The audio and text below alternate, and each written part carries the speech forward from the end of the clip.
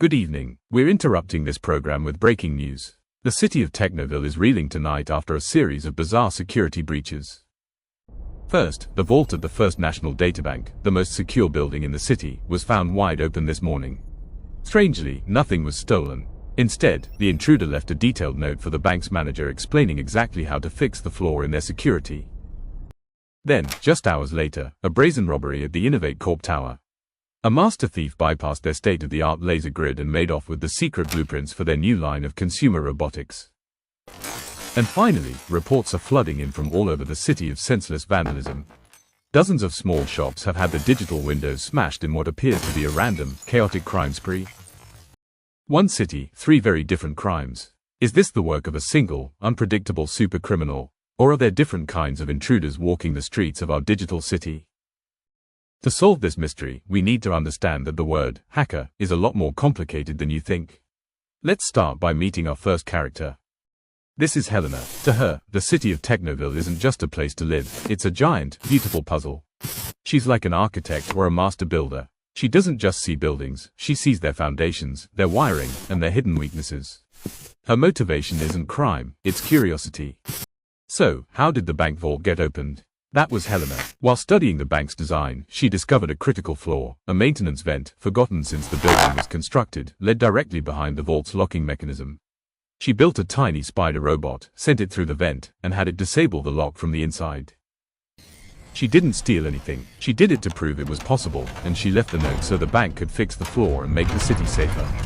This is the original, true meaning of a hacker, someone who creatively explores the limits of a system to understand it better. Now, in the world of hacking, you'll hear about different colored hats. A white hat hacker, like Helena, has permission. They are the good guys, hired by companies to test their own systems. They're often called ethical hackers. A gray hat hacker is a bit of a wild card. They might find a flaw in a system without permission, but their intent isn't malicious. They might tell the company privately, or they might even release it to the public to pressure the company to fix it. And a black hat hacker, well, a black hat is an architect who has the same skills as Helena, but uses them for evil. They are the masterminds who find and create vulnerabilities for their own benefit. And that brings us to our second suspect. The news often uses the word hacker to describe a criminal. But in the security community, there's a better word for that, a cracker. This is Conrad. He has a skill set very similar to Helena's. He understands security systems, networks, and code. But his motivation is completely different, profit and personal gain. He isn't driven by curiosity, he's driven by greed. A cracker is someone who breaks into systems to commit a crime. Conrad was the one who robbed Innovate Corp. He knew that their laser grid system had a tiny bug in its software, a bug he discovered months ago. He waited for the right moment, exploited that weakness with precision, and got in and out without a trace. He stole the blueprints to sell to the highest bidder. His actions were illegal, malicious, and highly skilled. So what's the difference between a black hat hacker and a cracker?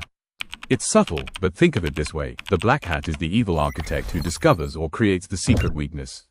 The cracker is the master safecracker who comes along and uses that weakness to steal the jewels.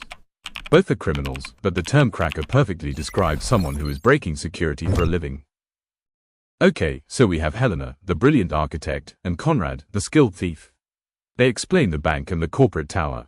But what about all that random vandalism? The smashed windows and graffiti. That work is far too messy and chaotic for a professional like Conrad. Meet Skylar. Tyler is a script kiddie. He wants to feel powerful and cool like the hackers he sees in movies, but he has almost no actual skill. He doesn't know how to read blueprints or how security systems work. But he did know how to go online and download a program someone else wrote. He's not a chef who understands the recipe, he's just a kid who knows how to push the on button on a microwave. The scripts in Script Kiddie are these pre-made programs. Tyler just enters random addresses in Technoville and lets the program do the work. He doesn't understand the code, he couldn't fix it if it broke, and he certainly couldn't create a tool like this himself. His motivation, ego, boredom, and bragging rights. Think of it this way, if Helena and Conrad are master locksmiths, Skylar is a delinquent who found a crowbar lying on the ground. He can cause damage, sure, but he's loud, clumsy, and has no finesse. He's a vandal, not a sophisticated thief. So let's break it down. First, skill. Helena the hacker, an expert. She understands systems on a fundamental level. She creates. Conrad the cracker, also an expert. He understands how to skillfully break systems. He exploits. Tyler the Script Kiddie, a novice. He knows how to use a tool, and that's it. He uses. Next, motivation. The hacker is driven by curiosity and a desire to learn and improve things.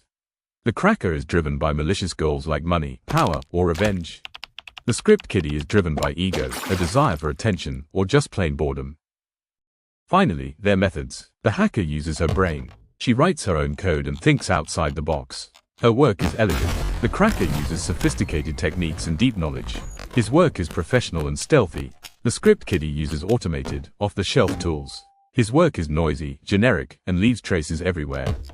So why are we making these distinctions? Because words have power. When you hear in the news that a hacker broke into a hospital's network, they're almost always talking about a cracker. They're talking about a criminal. The original community of hackers were pioneers and innovators. Calling every digital criminal a hacker is like calling every person who holds a knife a murderer. A chef uses a knife to create, while a mugger uses a knife to harm. The tool is the same, but the intent is worlds apart. Understanding the difference also helps us understand threats. A business targeted by a professional cracker is in serious trouble. A business targeted by a Script Kiddie is likely facing a simple, known attack that can be easily defended with basic security hygiene. And we have an update on the Technoville crime spree. Officials report the bank's security is now stronger than ever, thanks to a helpful tip from an anonymous source. The corporate blueprints are still missing, with authorities calling it a professional job. And the city-wide vandalism. Police have arrested a local teen who, sources say, downloaded too many crowbars. The mystery is solved. The builders, the burglars, and the vandals. 3 different characters, 3 different motives. Now you know the difference. But whether it's a skilled cracker or a clumsy Script Kiddie, they are almost always looking for the same thing, an easy way in. You've met the intruders of Technoville, the hacker, the cracker, and the Script Kiddie. But what about the invisible weapons they use? The digital traps that, once sprung, do the dirty work for them. What if the biggest threat wasn't a person at all, but a ghost in the machine you willingly let inside? That's malware, and it's what we're hunting next. We'll expose the malicious code that hides in plain sight, waiting for you to make one tiny mistake. In our next video, you'll learn how these digital ghosts can watch you through your own camera and listen to your keystrokes. You'll find out what they want and, more importantly, how to exercise them from your digital life. Don't get haunted. Subscribe now, and prepare for the hunt. Stay safe out there.